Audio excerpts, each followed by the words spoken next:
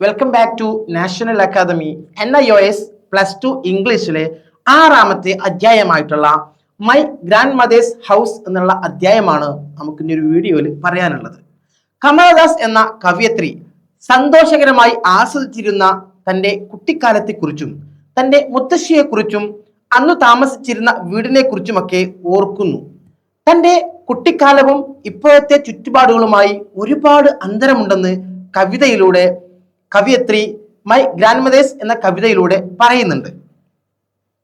തൻ്റെ കുട്ടിക്കാലത്തെ അതിമനോഹരങ്ങളായിട്ടുള്ള ഓർമ്മകളെയും അതിൽ നിന്ന് തനിക്ക് ലഭിച്ചിരുന്ന സന്തോഷങ്ങളെയുമാണ് ഈ കവിതയിലൂടെ കവിയത്രി പറയുന്നത്. തൻ്റെ മുത്തശ്ശിയുടെ മരണത്തിനു ശേഷം താൻ ഒരിക്കലും തൻ്റെ കുട്ടിക്കാലം ചെലവഴിച്ചിരുന്ന തൻ്റെ മുത്തശ്ശിയുടെ വീടിന്റെ ഇപ്പോഴത്തെ അവസ്ഥ കവിയത്രി ആ കവിതയിലൂടെ വളരെ രസകരമായിട്ട് ഓർക്കുന്നുണ്ട്.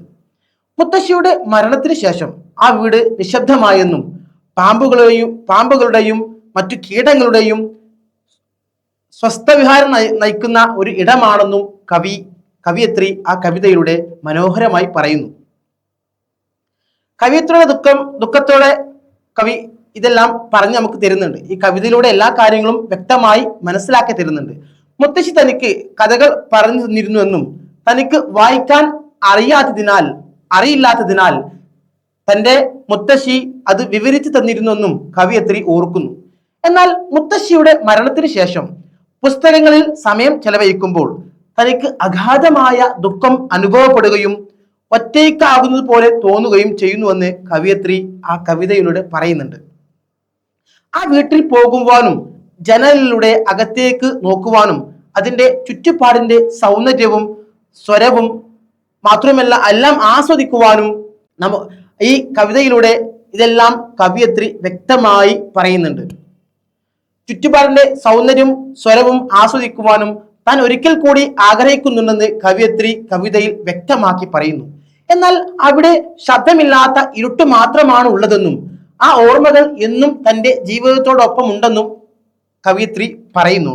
എന്നാൽ തനിക്ക് ഓർമ്മിക്കുമ്പോൾ അഭിമാനവും സ്നേഹവും നൽകുന്ന ആ ഓർമ്മകൾ മക്കൾക്ക് അവിശ്വസനീയമാണെന്ന് തോന്നുന്നു എന്ന് കവിയത്രി പറയുന്നുണ്ട്. തൻ്റെ മുത്തശ്ശിയുടെ മരണത്തിന് ശേഷം താൻ വളരെയധികം ദുഃഖിതയാണെന്നും അന്യരുടെ വീടുകൾ കയറുന്ന ഭിക്ഷാടകനെ പോലെ സ്നേഹത്തിനായി കേഴുകയാണെന്നും കവിയത്രി വളരെ ദുഃഖത്തോടു കൂടി കവിതയിൽ പറയുന്നു.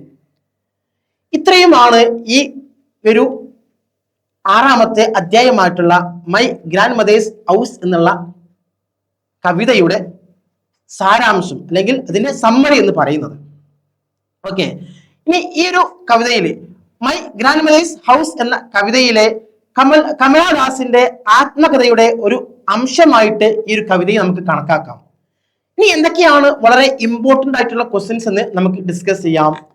വാട്ട് ഹാപ്പൻ, ഒന്നാമത്തെ ക്വസ്റ്റ്യൻ ആണ് what happen to the house after the grandmother's dies. അല്ലെ, ഗ്രാൻഡ് മദർ മരിച്ചതിന് ശേഷം മുത്തശ്ശിയുടെ മരണത്തിന് ശേഷം ആ വീടിന് എന്ത് സംഭവിച്ചു എന്നുള്ളതാണ് ഒന്നാമത്തെ ക്വസ്റ്റ്യൻ. നമുക്കറിയാം, നമ്മൾ നേരത്തെ പറഞ്ഞു കഴിഞ്ഞു. എന്താണ്? The house withdraw into silence after the death of her grand mother. Okay, ആ ഒരു വീടിനെ എവിടേക്ക് നയിച്ചു? ഒരു നിശബ്ദതയിലേക്കാണ് എത്തിച്ചത്.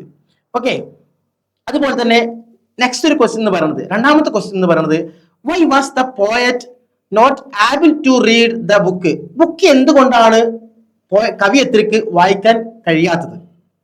എന്താണ് ആൻസർ? ഓക്കെ, പറഞ്ഞുതരാം. The poet was not able to read books that time because she was too young. അല്ലെ, വളരെ ചെറുതായിരുന്നു അവള്. അതുകൊണ്ട് കവിയത്രിക്ക് ബുക്ക് വായിക്കാൻ കഴിഞ്ഞില്ല. കാരണം എന്താ?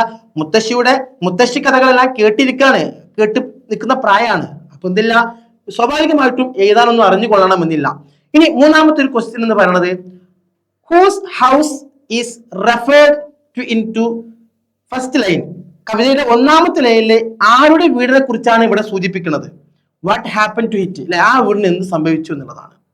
It is the house belonging to the poetess's grandmother's house. അല്ലെ, കവിയത്രിയുടെ മുത്തശ്ശിയുടെ വീടാണത്. അല്ലെ, ഇറ്റ് ഈസ് നൗ ഡിസേർട്ടഡ്. അല്ലെ, deserted to one of 11 now. അല്ലെ, അതായത് മറ്റുള്ള ജീവികൾ പാമ്പുകളും മറ്റു കീടങ്ങളൊക്കെ ജീവിക്കുന്ന ഒരു ഇടമായിട്ട് മാറിയിട്ടുണ്ട് അത്.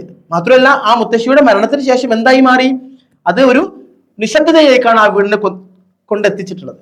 ഇത്രയും കാര്യങ്ങളാണ് നമ്മുടെ ഈ ഒരു 6ാമത്തെ അധ്യായത്തിൽ നമുക്ക് പറയാനുള്ളത്.